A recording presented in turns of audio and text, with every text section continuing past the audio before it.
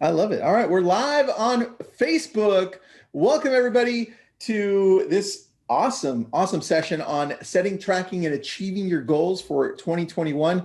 And we have Joe Rosen, who's going to lead this for us. And we've got Curtis Fenn from RedX, who's sponsoring this one. And I'm Tristan O'Malley, co-host on this one. And Jake and Tessa in the background, they're making sure everything's running smoothly. So Joe, for those of people that are listening in who don't know you, can you tell us a little bit about yourself, please? Yeah, sure. I'm from Minnesota, so I've got some long O's in there. And I sold real estate for about 5-6 years back in my 20s. I joined the Army for 10 years and led hundreds of soldiers. Did, 150 combat missions or so. Loved it. But I've got a family, so I decided I got to get back out, and I got that sales bug itching. So I came down here to Port St. Lucie, Florida, and I've been down here for about 18 months now. So I'm just finishing up my first year, and it's been nothing short of exciting, man. It's been huge. Wow. All right. So how'd you end up in Florida from Minnesota? Yeah, well, when you're from Florida, dude, it's colder than hell. So when you go on vacation, you go to Florida.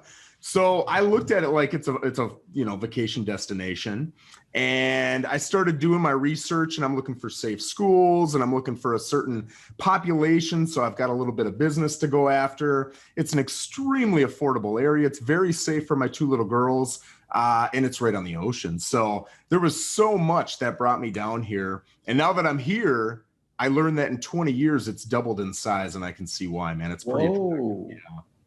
I love that. All right, cool. He just needs to follow that up with a close, Tristan. That's like, so if anybody's looking for safe schools on the beach, warm weather, I know. Joe Rosen. I was waiting for that. There we go.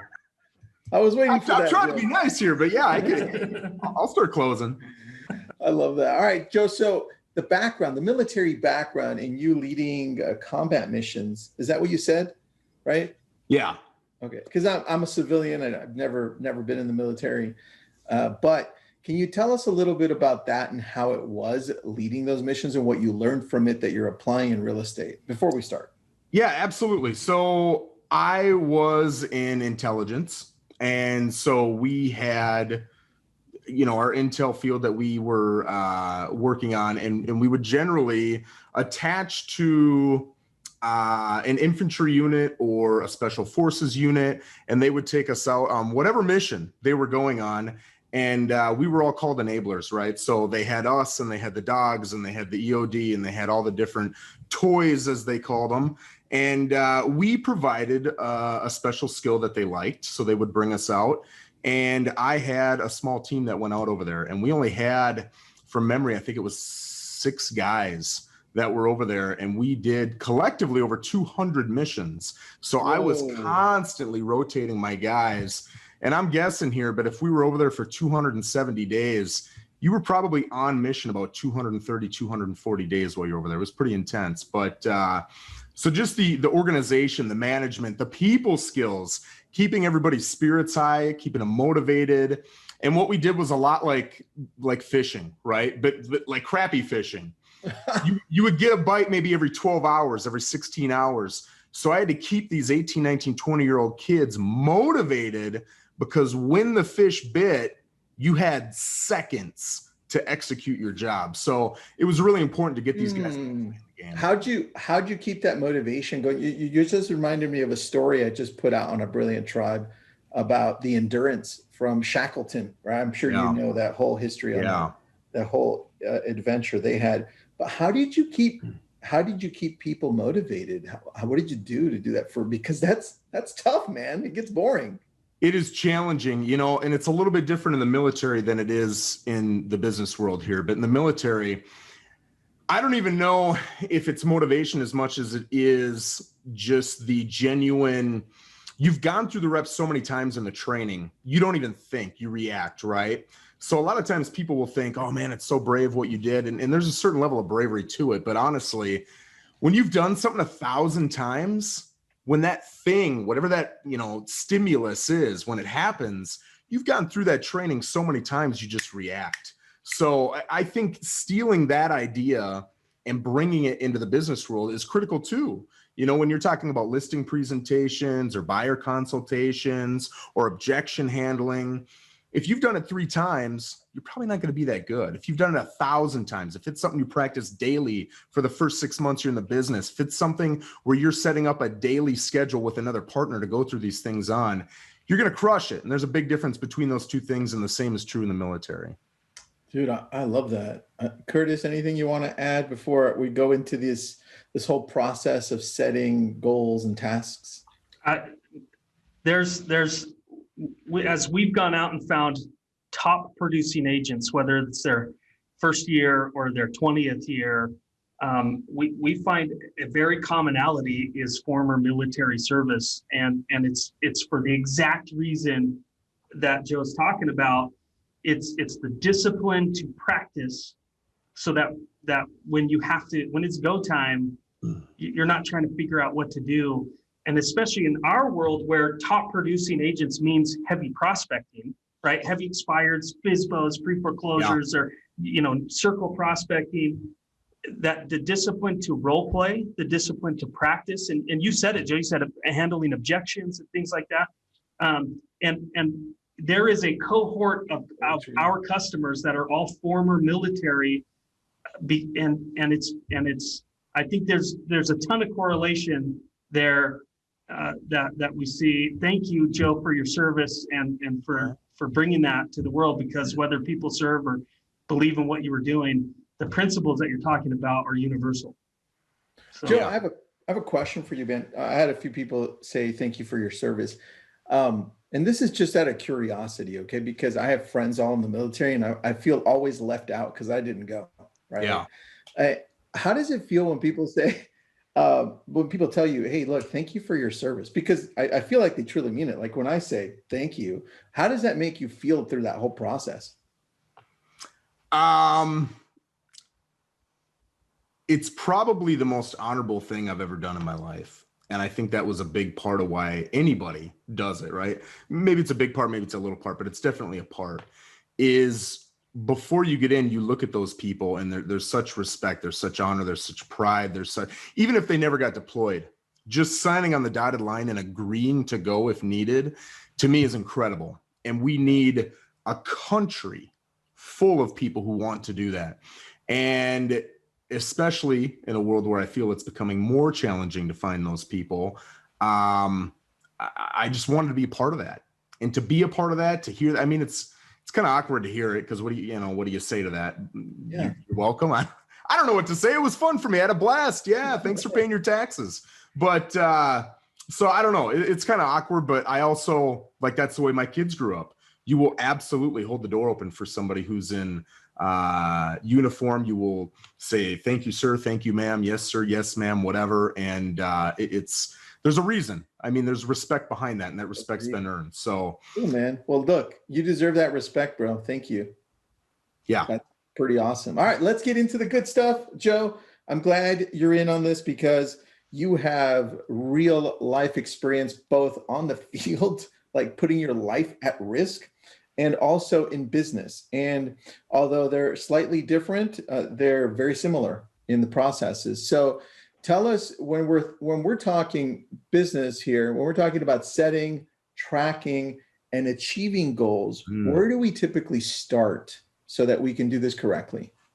Yeah, for me, you're really starting in probably the most challenging area, and that's finding your why, because everything else stems from your why. I love to sell. I love to work 80, 85 hours a week. That's part of me. That's who I am. But I can't tell you, especially when I started all this and I'm coaching new agents, I'm bringing new agents onto the team, I would push them onto the Joe Rosen program to find out they really want to do like 20 deals a year, 30 deals a year. They don't want to be on the 85-hour-a-week plan. So you really need to find out what your why is. For a lot of people, it's time with their family, it's financial freedom, it's to prove my dad wrong, whatever it is, right? It doesn't matter what it is, but you need to be aware of it. And once you're aware of it, you can start attaching your goals to it, right? You can start saying, what is it we're going to do to achieve that goal? If you just want, one of my best agents literally wants to do 3 deals a month. That's a lot. That's great. But that's it. She doesn't want to do 4, 5, 6 deals a month. She just wants to do 3, and she wants to spend a ton of time with her family. Her family is number one priority. So that's it. She just wants the financial freedom to go spend time with her family.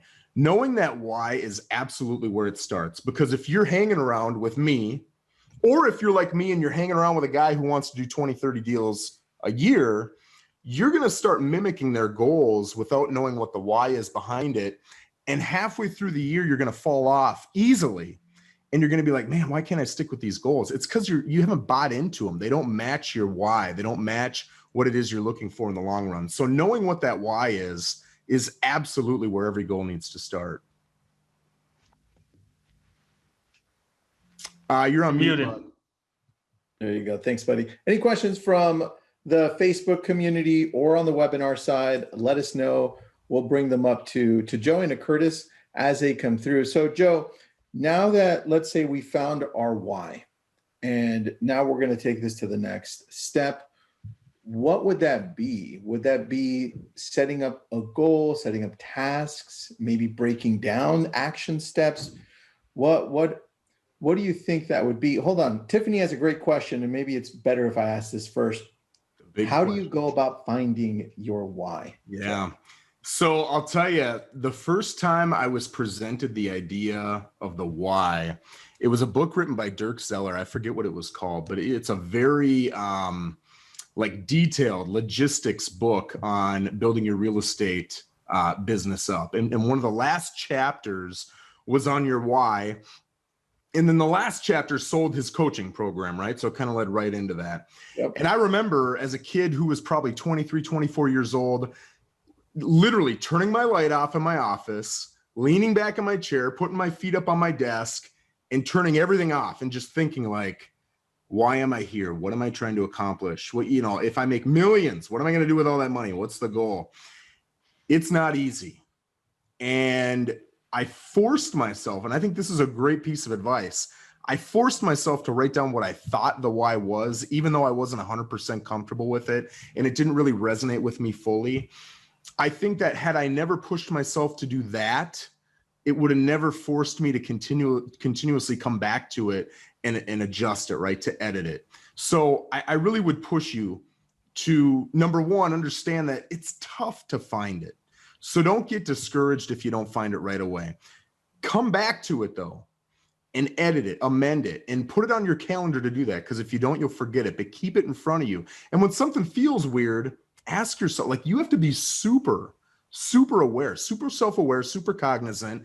And it's challenging for people, especially with ego, but you really have to look deep at what the why is. And even throughout your life, that why will change. My why has changed in the last 18 months, just a little, but it's changed. So I have to look at that continuously and update it. But do not let the fact that you don't know what it is right now slow you down from putting it together. I love that. Joe, was the book you read by Dirk Zeller, was that your first year in real estate? Was that the one? No. I know he's got like 6 book sets. It was like The Millionaire Real Estate Agent, maybe. All right. Well, I'll see if I can find it while you guys are talking. Curtis. Yeah, I was going to jump in there actually with a genuine question for Tristan and Joe. This is a really important topic to me, both personally and in our business. And we even start most meetings with okay, what's the why? Like why are we here? How does that serve our mission, and how does that serve our purpose? And we split those things up. Our purpose being our why, and our mission being what are we trying to accomplish in the next 3 to 5 years? And so that's really big here. In my family, I do that. Until you were talking, Joe, I'm very curious for real estate agents. Are they different?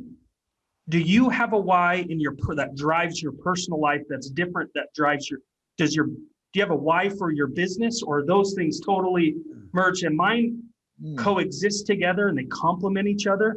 But for me, they're different. Our business why and our purpose of our mission and why our company exists resonates with who I am. Yeah. Which is why I love coming to work every day. Yep. But it's still different than my purpose at home and what drives me with my family and my kids. Yes. So how do you reconcile that when your company is often just one person?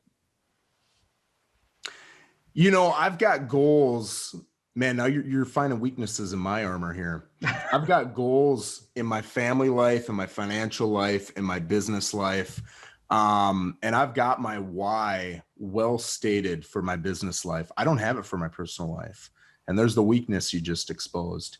I do think that, I don't know if this is true for everybody, but I know it's true for me. When I look at the macro, right, like the big thing is I just want to push myself. I want to constantly find whatever I'm uncomfortable with, and I want to constantly push myself through it. I think so many people find discomfort and they try to find any way around that, right? RedX is a great example. RedX is uncomfortable at first. It is not comfortable. It's the opposite. So what does everybody do?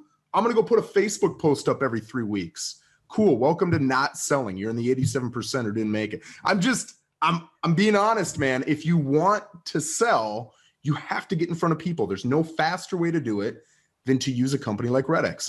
I'm just giving a pitch for you, man, but it's honest. And so it's a great example of having to chase that discomfort if you want to grow. So for me, that's big, is being aware enough to see the discomfort and then attack it instead of run away from it. And that's the same thing with my family. If I'm constantly not getting the dishes done, and my wife, like, that's the sole thing that would honestly make her happy, is getting the dishes done.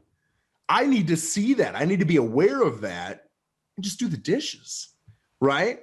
And then I need to be proud of myself that, like, in my mind, I'm thinking, and I've told her this before, it's a competition. I'm here to be a better spouse than you. But what a cool competition, right? That is a great competition to have with your spouse. If you're constantly battling back and forth to be better for the other one. And I've really kind of taken on the same theory when it comes to real estate. It is a huge goal of mine in my little bubble of the Treasure Coast down here to create a better environment to do business. Instead of that butting of heads that you get a lot of times when you start negotiating, I want to have such, and not just me, all of us, I want to have such great relationships, such respect, such expectations, standards in our area that when you call, it starts off friendly and kind, and you're working together to get it solved, right? It's a mindset, it's a culture, and it has to start with leadership. It has to. And so I'm trying to be a part of that. I'm not just talking about it, I'm trying to be a part of it. And for me too, I'm a big Tony Robbins fan. I talked about growing. He talks about you're either giving, you're growing, or you're dying. So in addition to growing, I love to give. So for me, I do a bunch of coaching, especially locally, but throughout the US with different agents. And really anything they've got a question on, if I know the answer, I'll give them something. If I don't, I'll tell them I don't. Here's somebody I would talk to. And I always tell them, the way you pay me is you execute. If you execute, you can come back and ask for more. If you don't, get lost. I'm not going to waste my time on that. But I want to grow by helping you grow. That's what fuels me. So I've really taken that on. Growing and giving for me. It is a business focus, but it's really kind of bleeding into the rest of my life too. What? You just answered your own question. You're already on it. I don't think you had really articulated it. Yeah. The reason your why for your family and your business is the exact same thing. You want to set an amazing environment for growth, right? Yes. And that's super key. And I think a lot of us, so I'm going to take a step back. If you've never read the book Principles by Ray Dalio, I highly recommend it. And it's only because we all have these principles that we're abiding by. We just don't even know sometimes. But if we take time, and I always relay it back to the military, to the Marines too, that they have a code, right? And in the same way, you have a code that you function with, right? Whether it's how you lead your business, how you lead your family. But if you take time to write it out, you start identifying what your why is. It's like, oh, I understand this, but we never take the time to do that. So there were some questions here. Where do you start on goal setting? I'd say, exactly what Joe said. Start with your why. And if you don't know what your why is, kind of outline how you function as a person. Where do I gravitate to? What pushes me every day? What motivates me? How do I feel when I treat my kids or my spouse or the person over here like this? Right?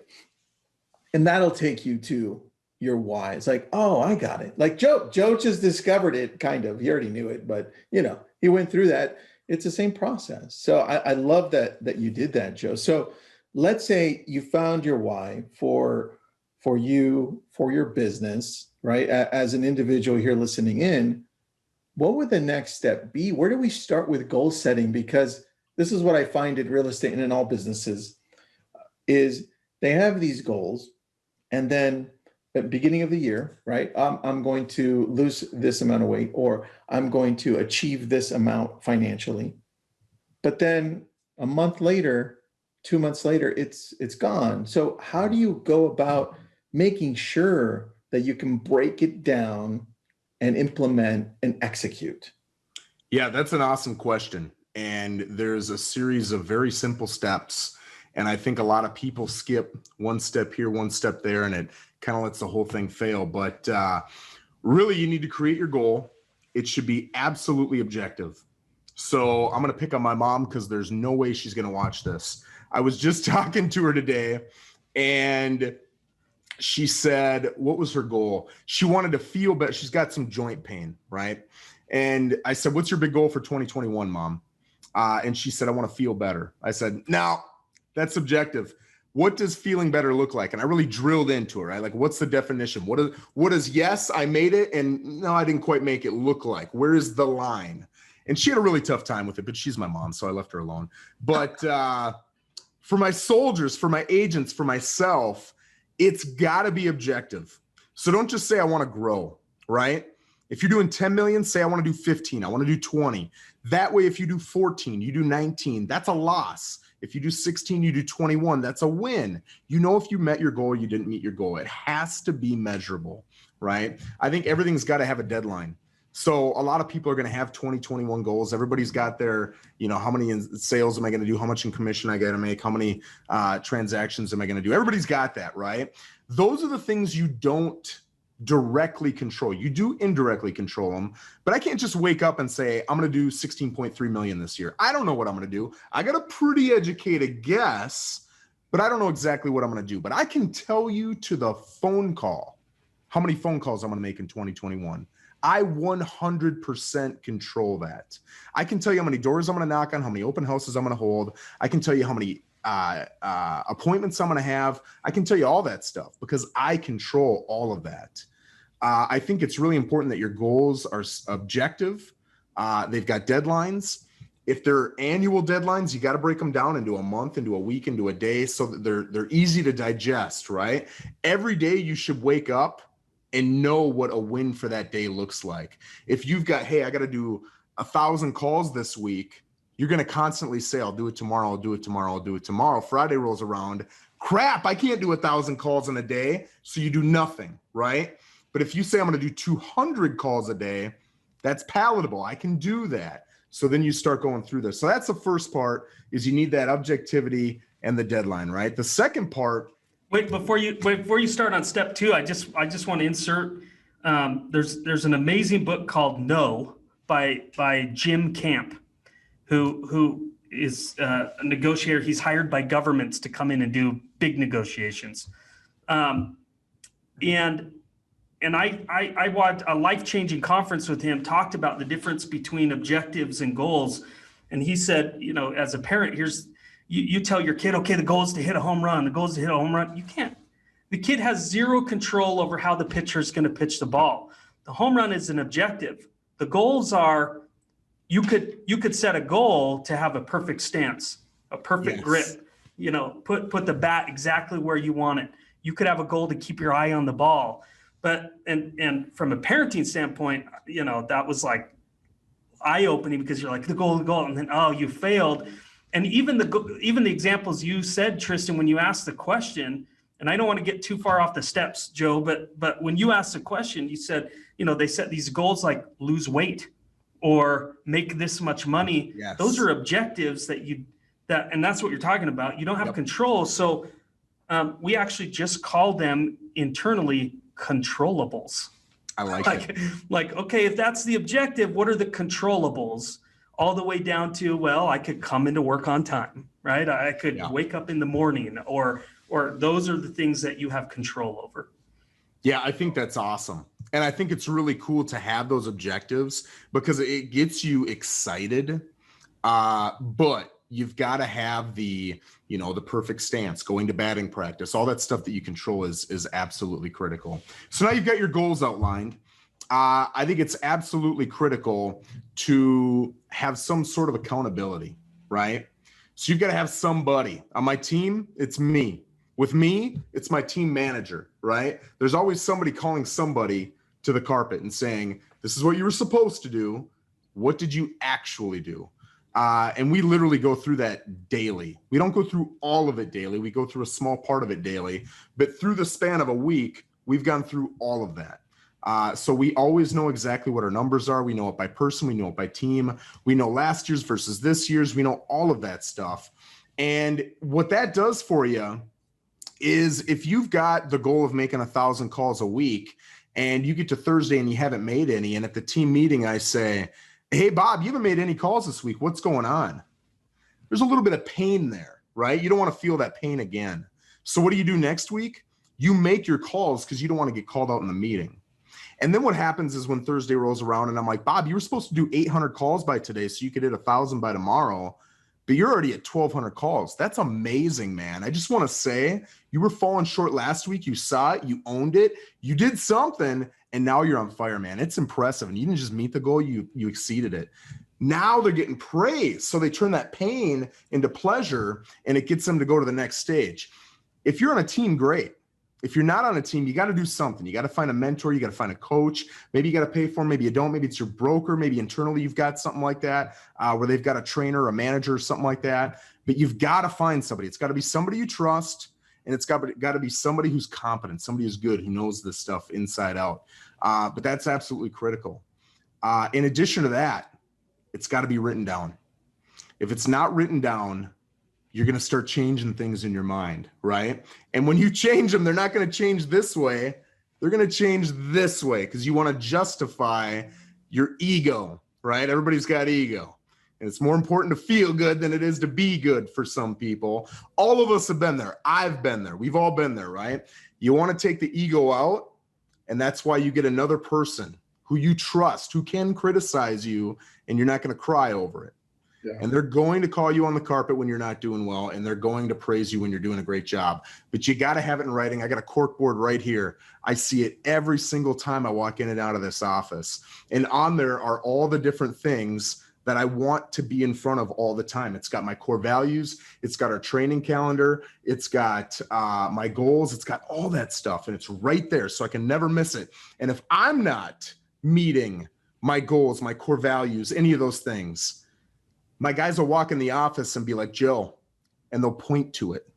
And I'll be like, you're right. All right, let's pick it up. And it's that thing, that anchor that constantly pulls you back to where you need to be. Dude, that's a really good point because I actually, it may sound weird to some people, but that person for me is my wife. And so she's the one that says, we've been married for 23 years. Okay. I got married when I was 19. Wow. And she's the one that goes, because she's seen us go up and down everywhere. She's like, hey, yo, you know what? This isn't you. Or I thought you said you were going to do this. Yeah. Like, oh, because that hurts me the most. Because yep. I'm still trying to impress my wife to this date, right? Yeah. So yes, it hurts the most. So look, if you're listening out there and you do have a good relationship with your spouse, your girlfriend, your boyfriend, somebody along those lines, that can also be the person that keeps you accountable if you have that relationship. Yep. So, dude, I love that you did that and that you have it in front of you. I have a massive board. I've outlined everything in the same way. Yes. So really good point. Curtis, anything you want to add on that, buddy? I was just going to say, don't confuse the board that you guys are both talking about with a vision board. I think people put a vision board, and again, that's their goals, and they think those are goals.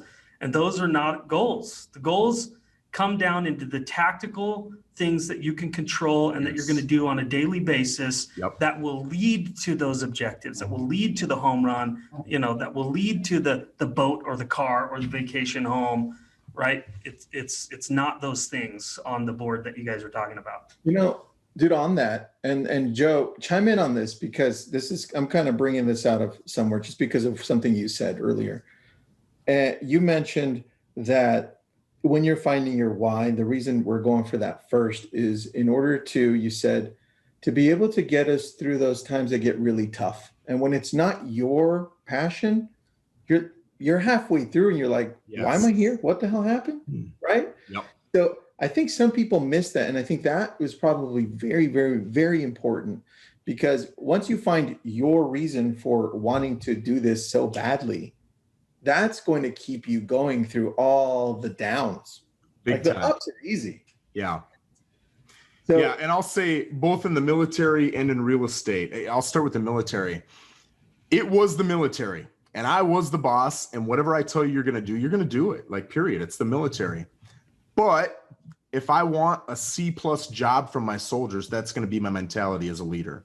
If I want an A+ job, if I want consistency, if I want them doing it when I'm not in the room, I need to have that discussion in a way where I'm including what they want in their goals. So I always told them you had to do monthly counselings. That's what it was called in the military. With my team, I've ramped it up a little bit. It's called monthly fire meetings. But whatever it is, it's a review of what your goals were 30 days ago.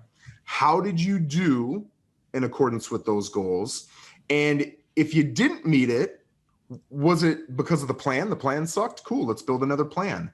Did the plan not suck and maybe you sucked? Okay, maybe we need to work on you. Let's start talking about your mentality, your discipline, your showing up on time, whatever it is. And then we plan the next 30 days. And it's that every 30 days. Same with my team, right? But if you can get them, and I would always start with this, like, hey, I got it, right? I'm your leader. I can tell you what to do, and I'd like you to do A, B, and C. But if you don't want to do A, B, and C, it doesn't matter how much I tell you. I know I'm going to get a piss poor performance out of you. So you tell me, what do you want to do? And let's try to merge what I need you to do with what you want to do as much as we can. And the same is true in real estate. And going back to your why statement, I almost said soldier. I just had an agent on my team who is seeing me recruiting agents, right? But he is brand new. He's brand spanking new. He needs to get his production in. So he's seeing me hold lunch and learns and invite agents to this stuff and build up these big events. And I said, okay, let's talk about what you want to do in 2021. Well, I want to do lunch and learns and I want to invite a ton of agents.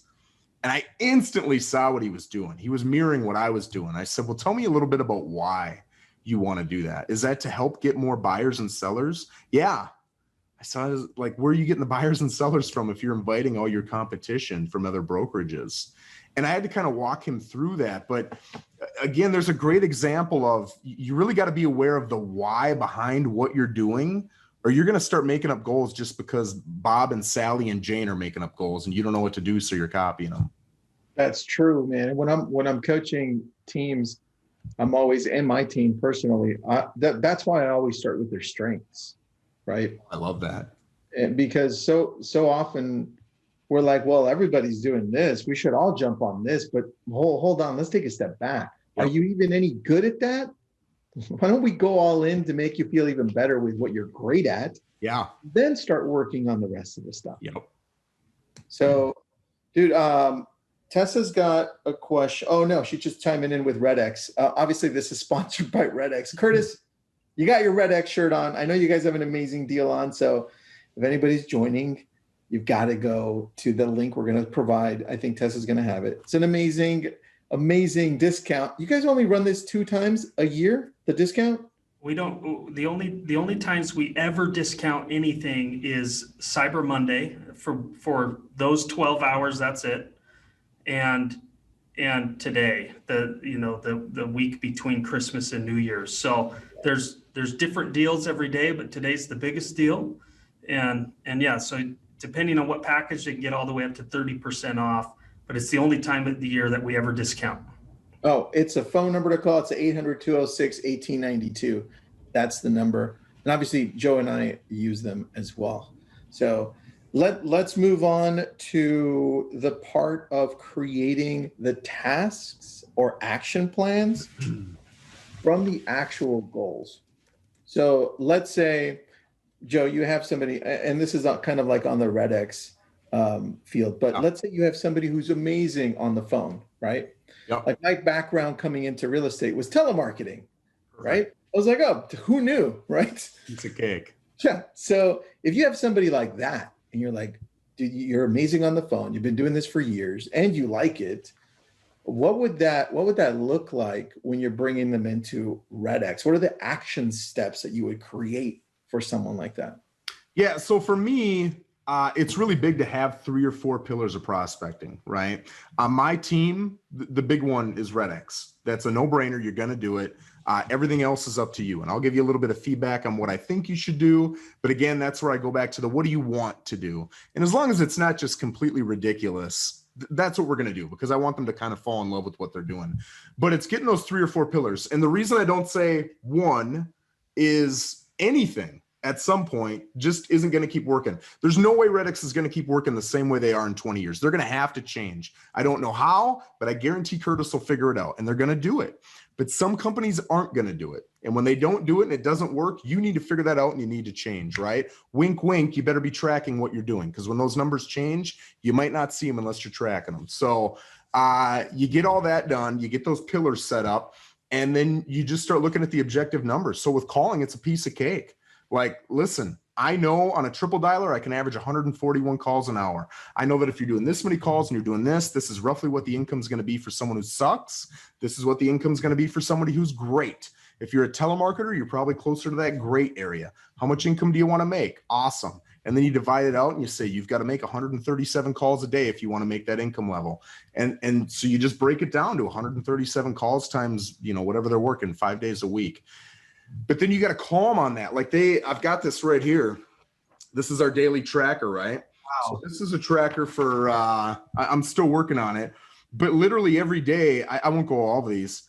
How many seller appointments did you have? How many buyer appointments? How many new listings, pending sales, buyer closings, seller closings? How much commission did you make? Because at the end of the year too, I want to get it to the point where I can tell someone who hates calling, guess what? A call's worth $4.63. How much do you hate calling now?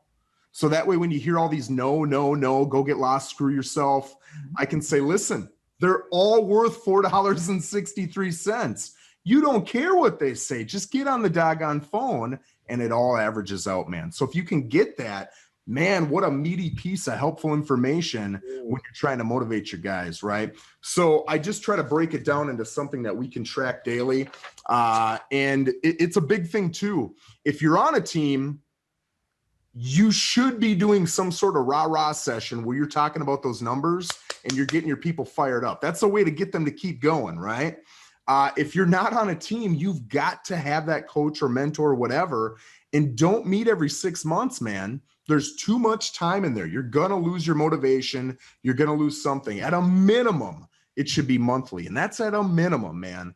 So even me, I've got someone who is, in my eyes, better, smarter, more experienced. We meet every 2 weeks, and I tell them the sole goal of you is I tell you my numbers, and you just beat the crap out of me. Tell me my biggest weaknesses. That's all I want to hear. Yeah, that's a good point that you bring up, because when you're leading a team, you're making sure that they know where they're at, right? At least monthly. Right? Yeah. And when it comes to you, so now we're going just to you, Joe. How do you make sure that you maintain that in front of you besides the board, right? How maintain often the team numbers? Maintain your goals and vision. Like, I want to see where I'm at on a daily, weekly. How often? How does that look to keep you on track? So I meet with my team manager every Monday and Thursday, and her job is to tell me Joe numbers and team numbers. So she reviews with me very quickly all those numbers I just said. And we've got, I'm making this up, but it's like 12 things that we all track. But then you've got that extra stuff, right? Because I'm saying 3 or 4 pillars. 1 or 2 of my pillars might not match somebody else's pillars. So what my team manager tracks is a little bit different for all of us, right? So she'll tell me all the numbers, just how I like to be told those numbers. We'll go through them in about 2-3 minutes. And I might ask some questions like, hey, I want you to figure out, like with the cold calling thing, right? Do the math and figure out exactly what a call made this agent versus this agent, because I feel like this one's really good on the phones and this one sucks. And I want to get this one to show up to the 8 a.m. role playing that we offer our team, and they're not doing it. If I can show them how much money they're losing per call, maybe they'll do it, right? So you can use those numbers to get them there. So I've got all my goals up here, like the simplistic overarching, as Curtis would say, the objectives, right? But then the actual numeric goals, every single Monday and Thursday, I'm going over it with my team manager from hey, you're reporting to me so I can lead my team. And every 2 weeks, I'm taking that report and I'm sitting down with my mentor, reading it to him, and then he's beating me up on everything. I love that. That's good. That's good. That keeps it right in front of you. There's a question from the audience here on the Facebook side of this, and that is from Angela. What's up, Angela? Thanks for joining us. Tell me about how your why is part of your daily routine. Do you have morning rituals? How does it remain your focus to keep and contain the momentum? That's a solid question. Yeah. So I'll tell you, I almost guarantee that unless you've got an incredibly strong why, right? An incredibly strong why, you're almost assuredly going to forget it unless you're constantly putting it in front of your face. So that's exactly why I've got it on my corkboard right there. That's why every time we start one of our meetings, we go through the 6 core values and we go through exactly what my goals are. Like every single time, there's no way I'm not going to be aware of these. If I'm not aware of these, it's because I'm not opening my ears. It's in front of me. And I forget what the first part of your question was, but something about like, how does that integrate into your daily life? Yeah, I mean, you answered it, which is your daily process involves your why. Yes, and you start to see it everywhere. Like right now, I'll pick up the phone and I'll get that like contentious immediately from that other agent. And I'll instantly start out with just completely dropping my ego and saying something like, listen, I apologize. I might have miscommunicated that. This is poor communication today. I apologize. This is what we're looking to do. And then I'll try to gear it towards how we're going to help them as an agent or how we're going to help their client. Like, listen, when I see every single day that I'm trying to give and I'm trying to grow, nothing in there says that I'm trying to look the best. I'm trying to be the best.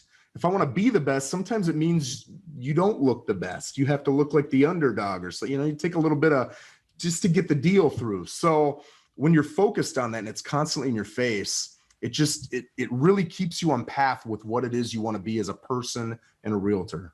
Yeah, that's a great point. Curtis, what do you got to say? Yeah, for us, when you start to grow your team, there's challenges, both challenges getting lost in the minutia. The importance of keeping it part of your daily routine is it allows you to say no, because that's the hardest decision those are the hardest things to do in our day. And especially, in a business and in your business, do I work with this buyer? Do I list this plot of land that's only 40 grand? Or do I, you got to decide where is my time. And most of the time it's saying no. That's the hard thing. And if you don't have your why in front of you, you'll chase shiny pennies all the time. Yep. Because in the absence of why, this is my personal philosophy, in the absence of understanding your why or how things relate to the why, we just naturally default to income and money, because that's why we're in business. It's why we have a business. Yep. And it's not that money is our core value. It's not that money, but in the absence of what are we really doing this for? Well, it's to get more money. It's to make money.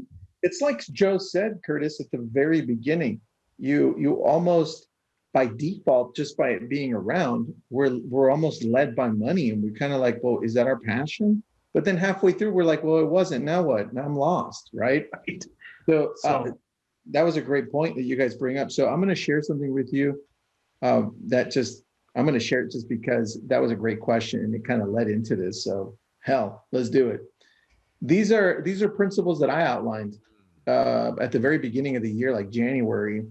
And I took time to outline my principles to remind me on a daily basis how I function as a leader, both at home and how I function as a leader with my businesses. And that's through innovation, systems, people first, awareness, resilience, and kindness.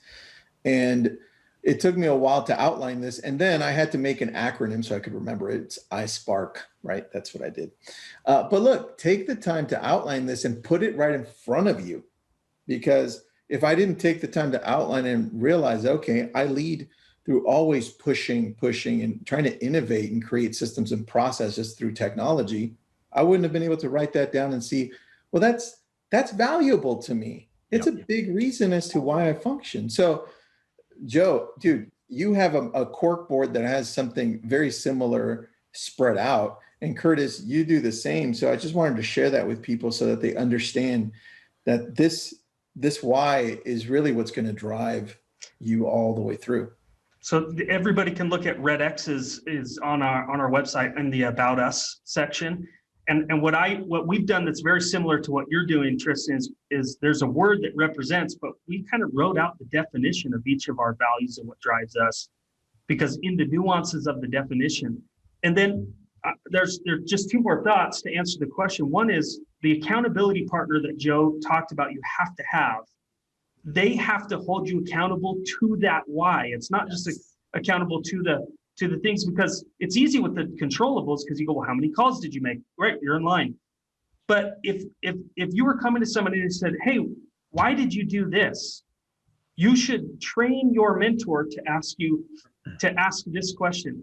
How does blank serve your purpose or your why?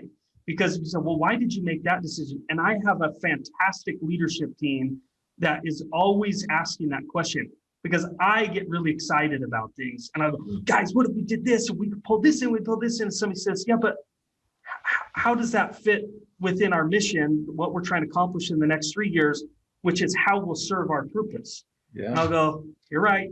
I guess we'll let somebody else take advantage of that opportunity. And you have to say no. Otherwise, you won't achieve your purpose or your why. Very true. Very true, guys. All right. We've got a couple minutes left. Joe, I think on this topic, you could probably go on for the whole day, bro. So I love this stuff. I think we barely scratched the surface when it came to this. So anything you want to end on, and then we'll go to Curtis. I'll just end with this. I've helped probably, honestly, more than 1,000 people through goal setting when it comes to soldiers and people in real estate. And the most common question I get is, how do you stay motivated? And it really just, the answer goes back to everything I said. Everything I just said is a part of that, right? And if you miss any part of that, it severely decreases your chances of success. So you really should push to have a why. It doesn't have to be perfect. It's okay if it's not. And I'll go back to Gary Vaynerchuk. He always says, if you don't know what the heck it is you want to do, just give to somebody in some way. And it's magical how that helps, right? So maybe you're going to go around to a neighborhood and you're going to help by giving them neighborhood statistics. I don't know. It doesn't matter. Just start with something and slowly start to redefine it. But you've got to have the accountability. It's got to be in writing. It's got to be objective. I also like to push myself in front of Tony Robbins, Jim Rohn, Gary Vaynerchuk every single day. When I'm shaving, when I'm in the shower, when I'm working out, that stuff is pumping in my ears. So good luck getting me in a bad mood. There's no way, because all I'm pumping through my brain is positivity. That's no accident. It doesn't matter if I wake up and I'm not motivated. Doesn't matter. It's going in my ears. It just doesn't matter. I'm just going to do it.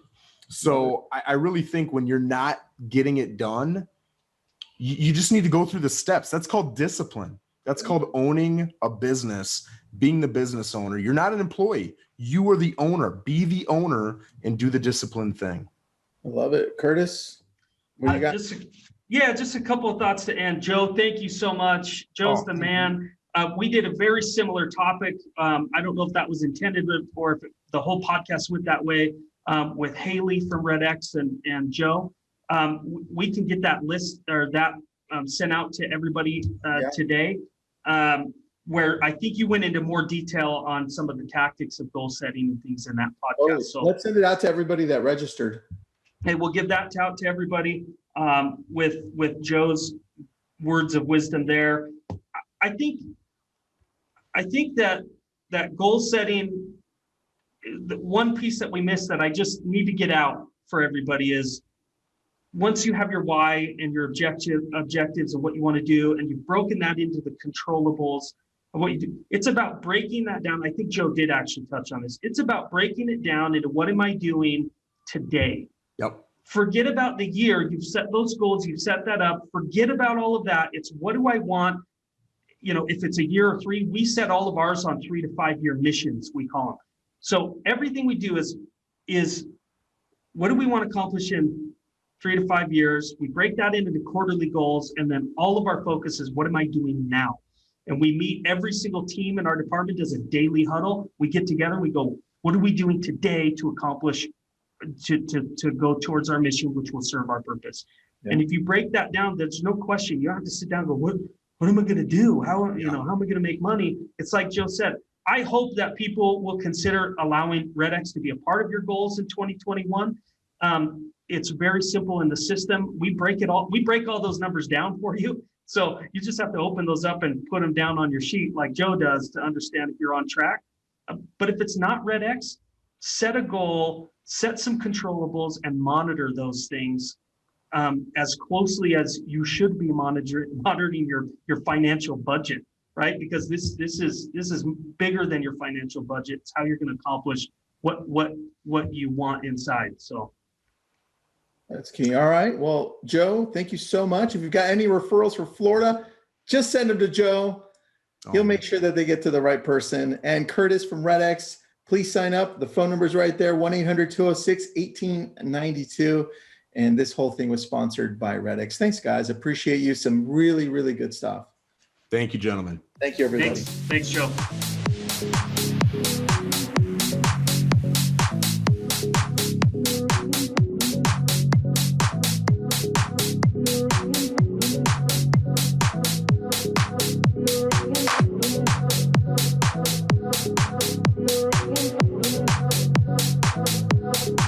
Thank you.